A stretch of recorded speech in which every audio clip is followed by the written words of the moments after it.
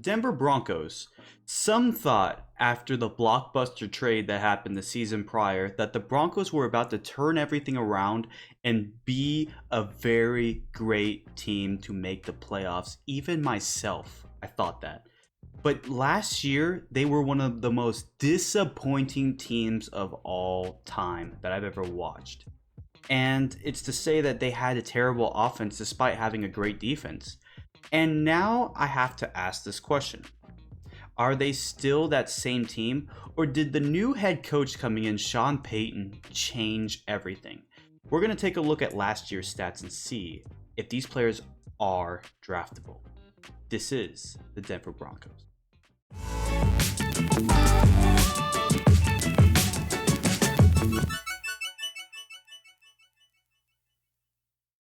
Hello everyone, my name is Aaron and this is the Game Day Hour. Welcome back to the Fantasy Football Team Review. In this series, we take a look at each and every 32 NFL franchises to see what they offer for fantasy football. We analyze the team's quarterback, running back, wide receiver 1 and 2, tight end, and starting kicker. Our goal is to analyze last season and see if they are worth drafting, and if so, when and where. Today, we analyze the Denver Broncos, the opening to the AFC West. Russell Wilson, Denver Broncos quarterback.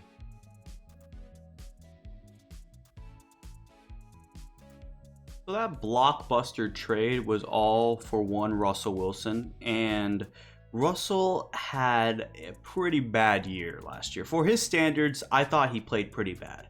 And that whole offense just did not function under Russell at all. It just felt very, very odd. Last year, he played 15 games. In those 15 games, he had 292 completions, which was tied for 15th, to 483 attempts, that was 12th. I wish that the completions would be higher than the attempts as far as placement, but it is what it is. He was 60.5%, that is 42nd. He had 3,524 passing yards, that was 13th. 16 touchdowns, that's tied for 19th. 11 interceptions, that's tied for 101st. But along with that, he had 55 carries, which was tied for 77th, 277 rushing yards, which was 74th, and he had 3 touchdowns, which was tied for 44th on the ground.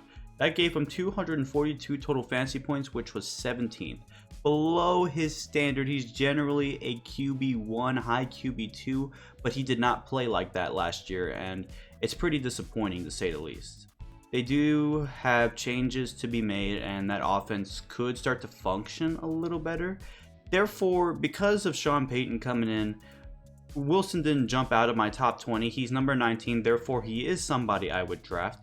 I see him being drafted in rounds 9 through 12. I think he's a very late round pick now, and I just don't think there's really any reason to go after him unless you are going with bigger weapons early and you're looking for a late QB. Then Russell Wilson is a great pick there.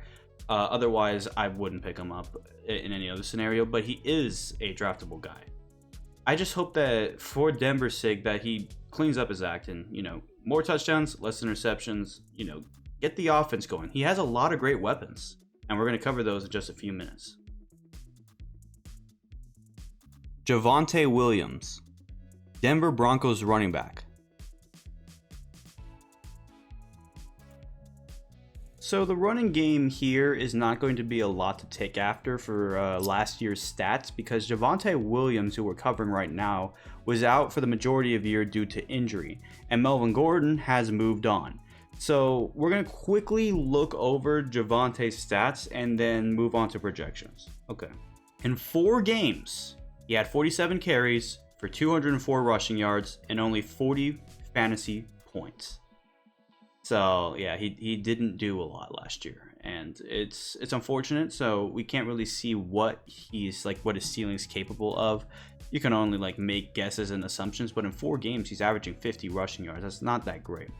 As far as where I have him on my list, he is somebody I would draft as a running back 2 or 3 due to people, hyping him up like he's going to be a big deal for the Broncos. And I do believe that in past years, he has been a bigger deal.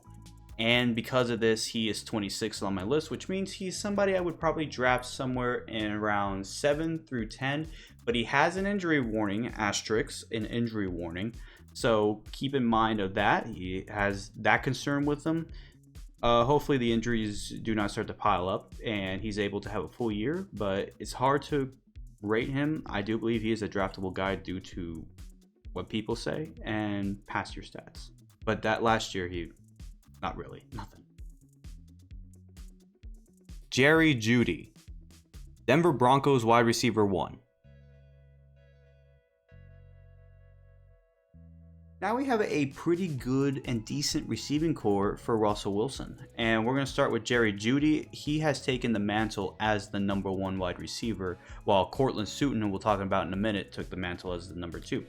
Jerry Jeudy has always been somebody who, oh, is he about to have this breakout season? Oh, he's about to become this big deal. Oh, here it comes this year.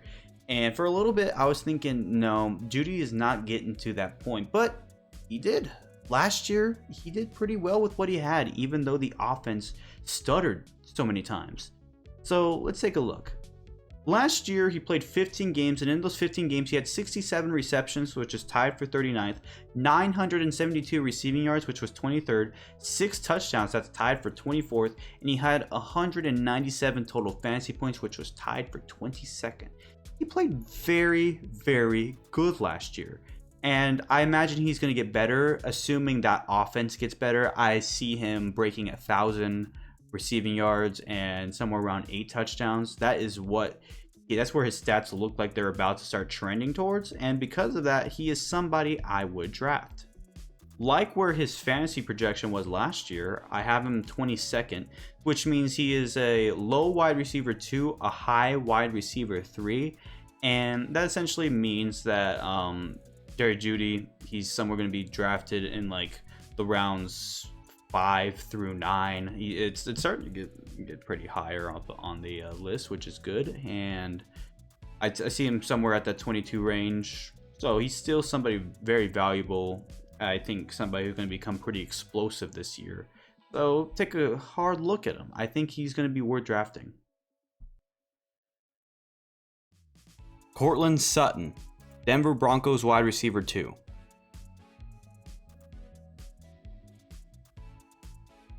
The other side of that coin is Courtland Sutton, and it's very strange to me why he's not getting more recognition in draft.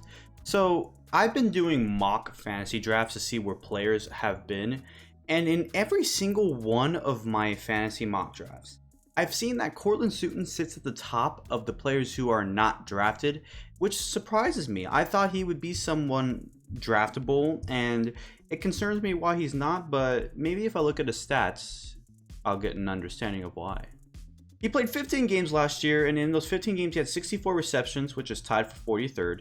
He had 829 receiving yards, which was 34th, 2 touchdowns, that's tied for 111th, and only 154 total fantasy points, that was 43rd. I can see he's out of the top 40. But I'm trying to see a scenario where he plays every single one of these games. I believe he is just in the top 40, and I believe he's a much better receiver. Also, with that said, I believe his production will go up, assuming that Russell Wilson's production also goes up. And because of that, he's an on-the-fence guy for me. I do admit I don't have him in the top 40, but he's at 41, which means that he is an extremely low wide receiver 4 to a very high free agent, which means that because he's in that range, I would actually say yes to drafting him, potentially. And it's mostly because I think since he has been a former Pro Bowler, I believe he is still capable of putting up more yards, more touchdowns, much needed for this offense. So I don't know why he's always at the top of the free agency list and not drafted, but maybe we'll get some more people to start drafting him. And if he is a free agency guy, he's at the top of the list to go pick up. So there's that too. Greg Dulcich, Denver Broncos tight end.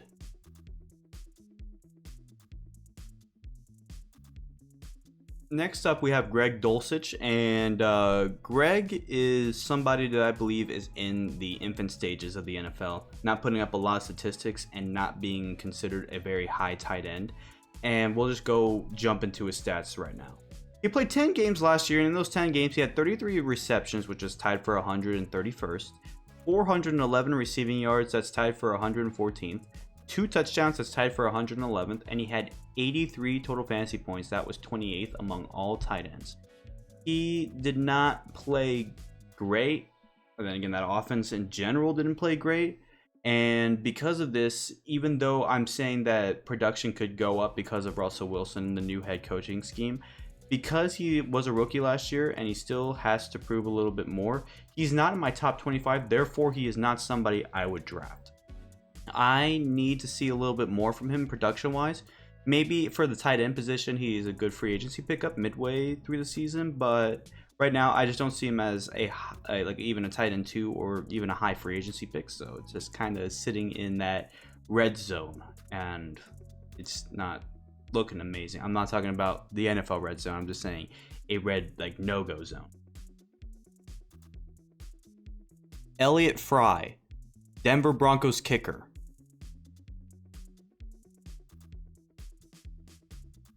There are 2 kickers on the depth chart, and the current number 1 kicker for the Broncos is Elliott Fry. And because of this, we're going to have to follow Elliott Fry, but do not be surprised if it moves over to Brett Maher, who is also on that roster. And I'll just quickly say this, if Brett Maher is the kicker, he is somebody I would draft as a kicker 2, even though he's put up kicker 1 stats. But at the moment, Elliott Fry looks to be the number 1. And it's kind of surprising to me because Elliott Fry has only played 3 games in his entire career. He's really good, like he's accurate, but only 3 games. It's a total of 20 points scored by him in just 3 games of his entire career, and last season he played 0 games. Because of this low production, obviously he's not somebody I would draft. He is not even somebody that I would like consider drafting. He's maybe a free agency pick for a few games, but unless he plays an entire season and shows big production, he's not draftable. But if they do switch over to Brett Maher, despite having a very bad year at the end in the playoffs with the Cowboys, he is still somebody that is worth drafting. But if the core stays the same, it's Elliott Fry. I don't think he's going to end up on many rosters. And that'll do it for today's episode. Is Broncos Nation going to ride? Only one way to find out. Hopefully this season the Broncos do play better, and I hope you guys enjoyed this video, and if you do, please leave a like, comment down below, and subscribe. Go follow my social media pages, Facebook, Twitter, Twitter, and Instagram. And be sure you subscribe if you haven't already. Be sure you hit the notification or the bell icon so you get notified when my videos go out. They generally go out these next 2 weeks, like they have been in the last 2 weeks. Tuesday through Friday, 6:30 p.m. Central Time is when they generally come out, and so be tuned for this entire week. Anyways, that'll do it for today. Hope you guys enjoyed. Next video will be the Las Vegas Raiders, so I hope you're looking forward to that. Anyways, I hope you guys have a great day, take care, and I'll see you all in the next one. Peace out.